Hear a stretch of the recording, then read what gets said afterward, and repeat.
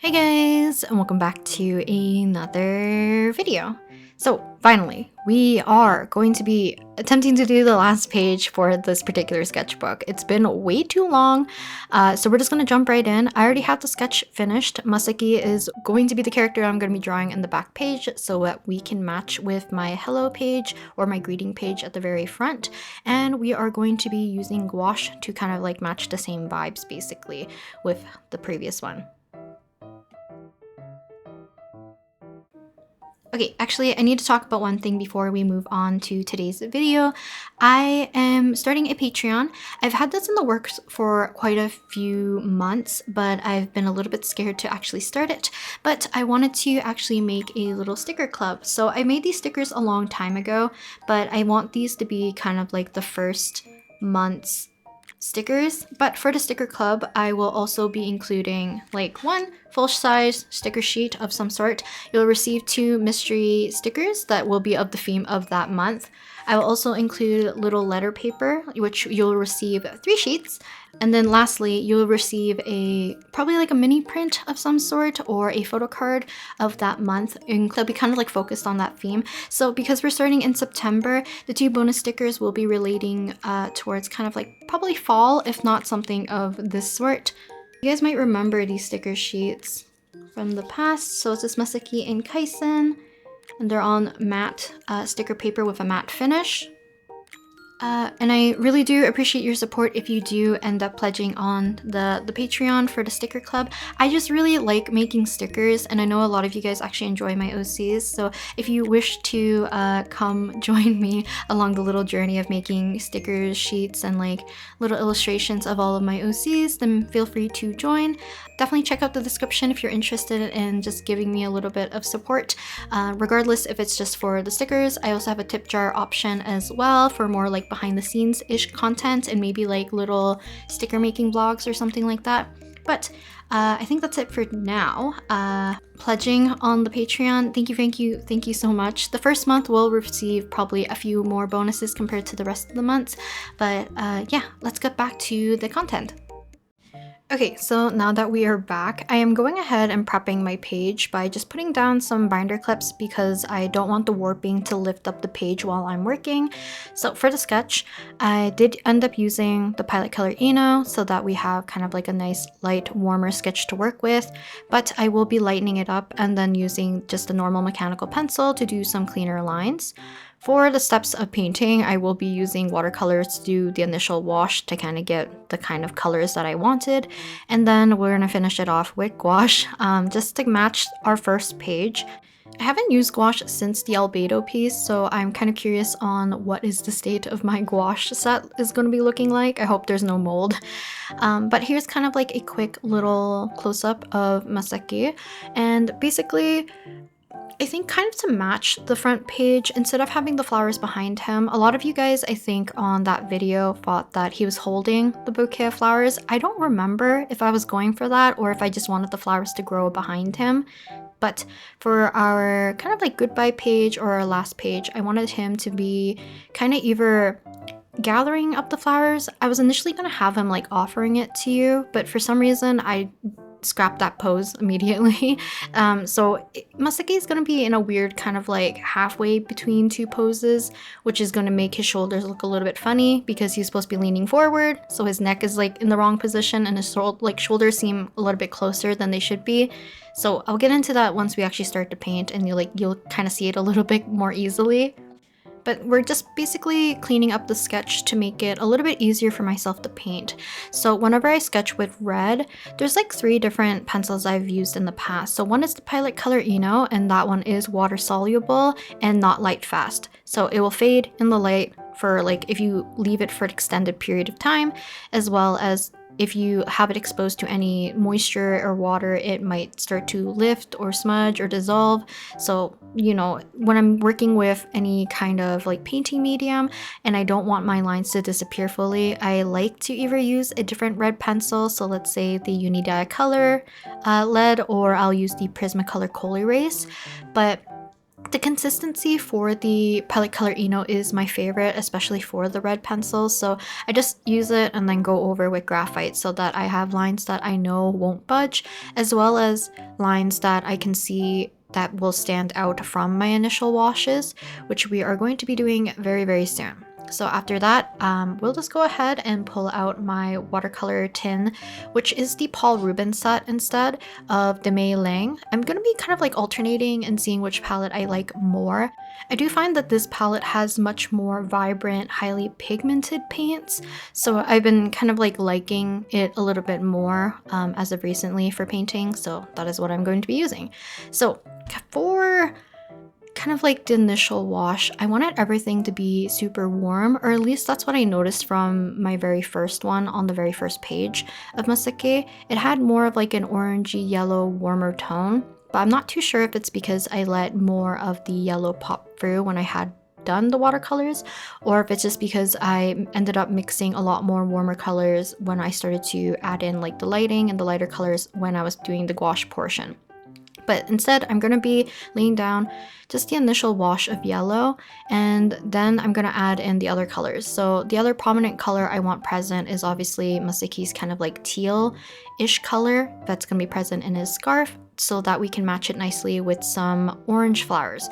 In this case, I ended up picking Iceland poppies.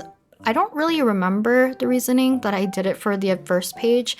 I'm pretty sure I chose it for the colors purely. I don't know if it was for the season or anything like that, but the color was very attractive and I like orange and teal together as a color combination, so I was very happy to work on this one at least. I did end up making the poppies pretty huge compared to probably their actual size in real life. Probably because, like I said, Masaki is in this weird state of I kind of made him into one pose and then suddenly switched it, so he's kind of hovering between the two. So his shoulders and like the poppies were more towards him kind of like leaning forward as if he was going to offer you the bouquet of flowers. But in the end, because I switched up, I ended up not doing that pose and I didn't erase it fully. So the poppies are going to look humongous because it was supposed to be closer to the viewer than it was to him. Oh, okay, so now we are looking at my gouache palette. Luckily, I noticed that there was no signs of mold. I'm not too sure what would be the main cause for so many people to have mold in their palettes. Mine seems to dry pretty normally without having any mold kind of like appearing. So because of that, I do have to take a little bit more time to revive the paints once again. So I went ahead and did like a quick spritz over top of all the paints, and then some of the more drier ones, I ended up taking a little blunt syringe, filling it up with water and giving each individual drier little pot thing of jelly gouache, kind of like more water than it probably would have needed to revive, just to make it a little bit quicker. At this point, I'm just thankful that there was no mold, because that would have kind of threw this entire thing out of the window, because I wouldn't be able to figure out whatever medium would suit this. Granted, you could probably just scrape it off. I'm not too sure. Maybe it depends on how badly your paints have molded. But for the initial portion of painting with gouache, I've always struggled with gouache, and every time I revisit it, I always approach it slightly different, and kind of like my energy towards it differs, whether or not I'm going to get super frustrated or not. So the initial pass was kind of like on the lighter side, but I wanted to keep it somewhat opaque to cover up some of my scraggly little lines. So I painted his face first, making sure that I wanted one side to be slightly darker than the other, just to give it subtle lighting. I added in the colors briefly for the flowers, then I did a little bit for his sweater, and then we did a little bit for his hair, just to give us a good pass of color for the most part. And then later on, I'm gonna like hyper focus into his face, and then his eyes, and I think a bit of his hair, and then I'll move on to like the clothing, and then I will go and do a lot more detail towards flowers, and then fix up his hair at the very end. I don't have like a specific set process in terms of working with gouache, because sometimes I do work very generically and very generally compared to like hyper focusing. But for me, for some reason, I do think I work better when I actually have to focus on one area at a time, because I need to get out of that ugly phase as soon as possible, and the face is like what I'm usually most concerned with. I know for a fact that it's not the best practice to do, but I still end up doing it knowing how my brain works. So because I have more to lose on the face, I will spend most of my time on the face, as well as I will try to render it as early as possible. So as you can see, I started adding like the values, started kind of adding some more pinkish areas to around his eyes. I wanted to paint his mouth, some of the shadows, all of that, so that when I do end up moving on to, let's say, his eyes, I can actually start to also add in some of the line art and darker colors towards his face, so that it looks a little bit more complete and I have a better idea of what it's gonna look like, so that later on I don't have to touch it at all, and at least like his face looks pretty fine, so that everything else I'm okay if it looks a little bit more scraggly or unfinished, or if I do get frustrated with it, at least, you know, the face was low-key the saving grace for me. But because I was focusing more on the face, eyes will be included, and then hair also helps bring enough contrast, especially because like Masaki's hair is darker than his skin tone. It does help me frame his face and keep the appearance of keeping everything fairly clean and crisp. So I do switch from a few different brushes kind of back and forth.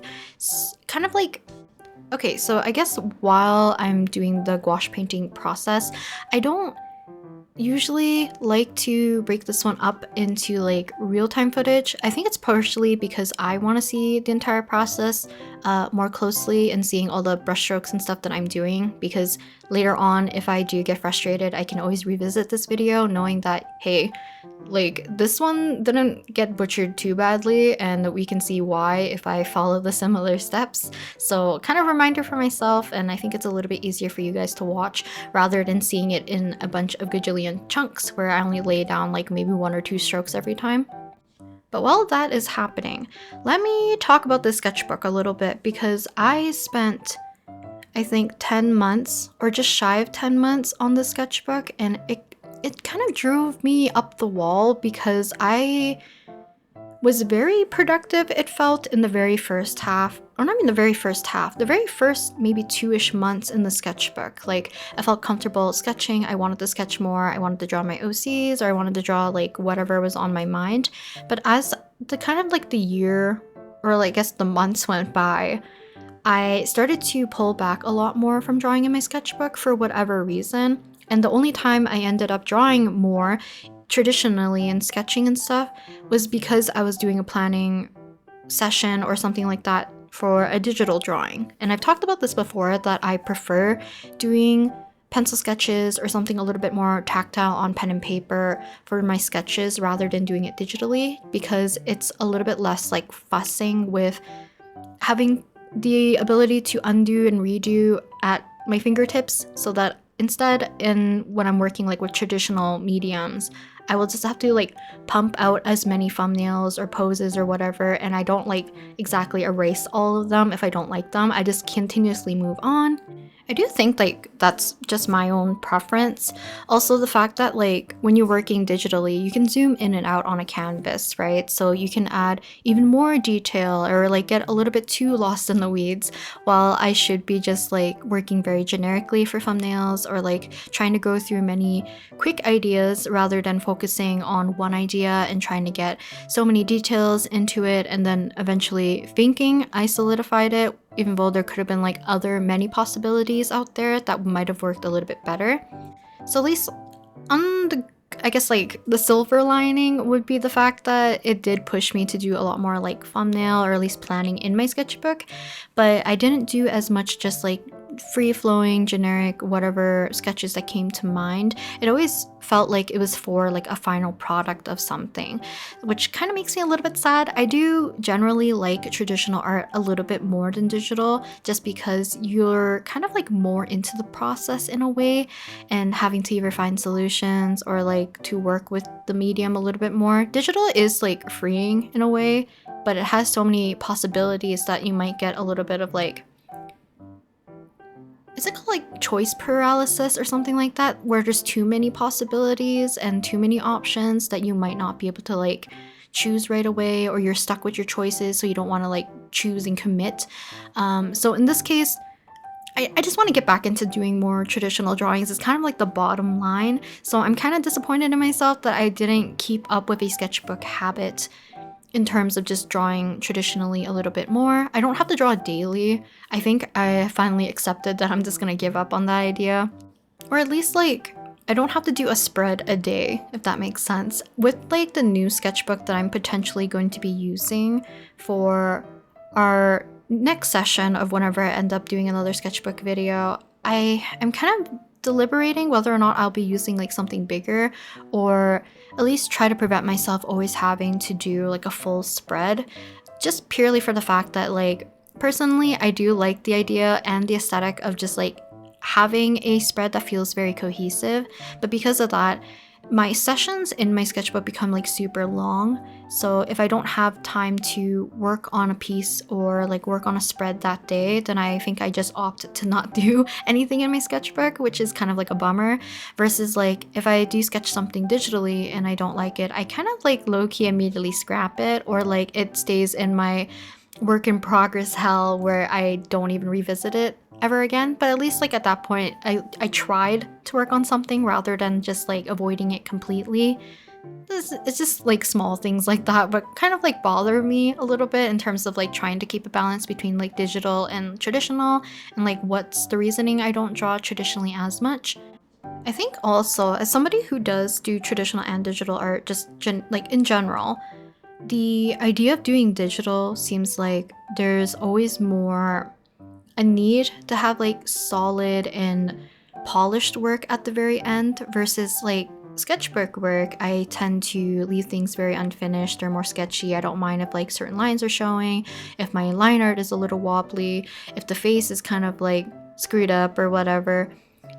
Digital, because I want to push it towards like the finished kind of polished look, I do spend more time drawing digitally, especially if it's for something like, oh, it's a project, so I have to finish it with a certain level amount of like finish, or if I want to make merch and stuff, it's like always taking up more of my time versus like just sketching for fun in my sketchbook, if that makes sense. I don't even know if like people have the same problem as me in terms of like trying to balance out traditional and digital, because I do think some people gravitate towards one because it's kind of like their main medium per se, though I do more digital work, but I think I prefer traditional technically. So I don't know, it's just me letting myself ramble about kind of like my gripes about not being able to sketch or like paint or whatever more often than I did, or like more often than I want to, I guess, is kind of like my issue right now.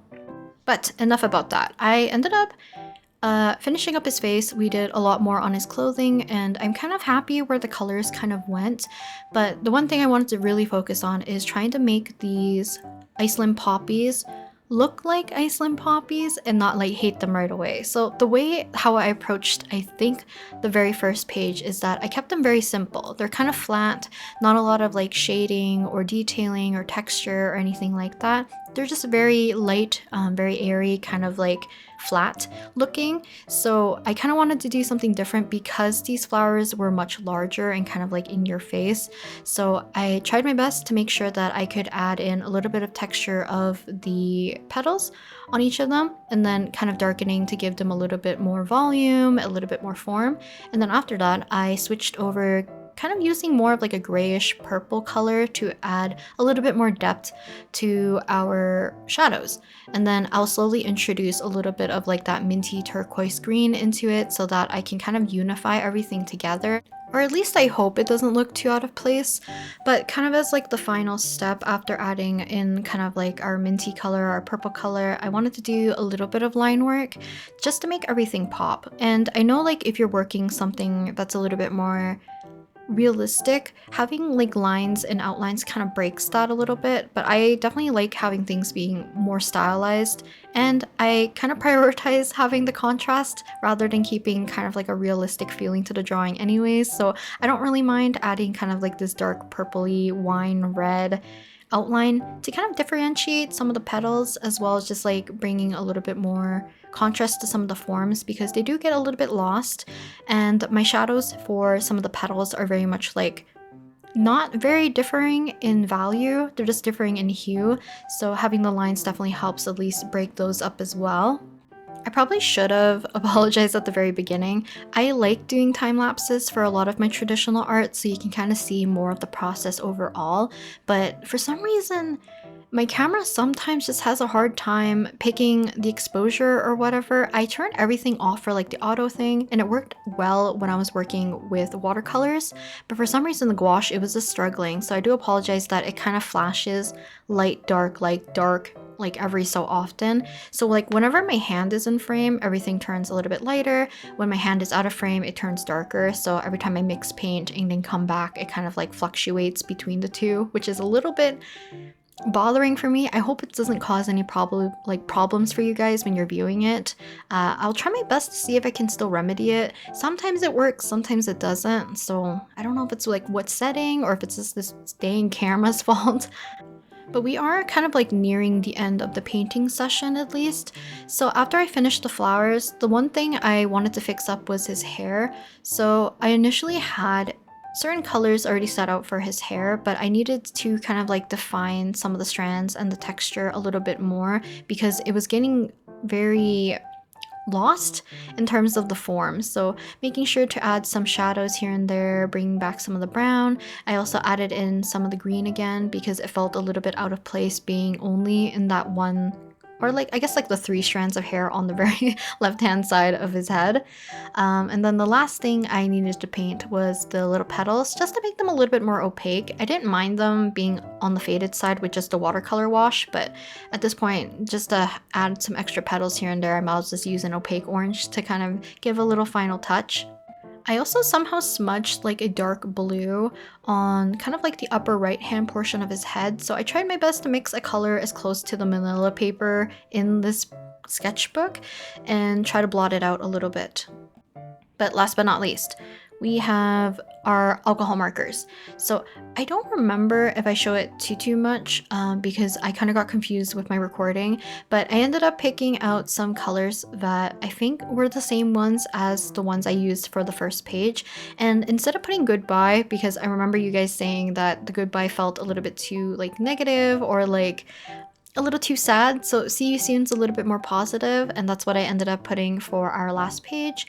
Kind of did it in a little quick kind of cursive calligraphy look, adding a kind of yellow ochre drop shadow at the very bottom as well. I don't think the drop shadow actually adds too much here, but I still think it's kind of cute, and it matches the first page, so you know, might as well, just for consistency's sake. But that's basically it for the last page of this sketchbook, which means that sometime this week I will be recording, or at least like uploading, the final look at the sketchbook. So a sketchbook tour for you guys, and it's been a long 10-ish months in the sketchbook, which I am glad is finally done. I actually really like how he turned out, at least like I think his face and the flowers look very cute and the colors are appealing to me, so you know, it's a plus. Oh, also, because there's a pocket at the back, I do paint like a little bit excess underneath so that when it does lift up, it doesn't look too weird. I'm excited, kind of-ish, to show you guys the sketchbook. So please look out for the sketchbook tour. And hopefully by next Monday, we'll have a new sketchbook to work in and attempt to do the first page. Unless I'm too chicken, it'll be the week after that. Okay, bye!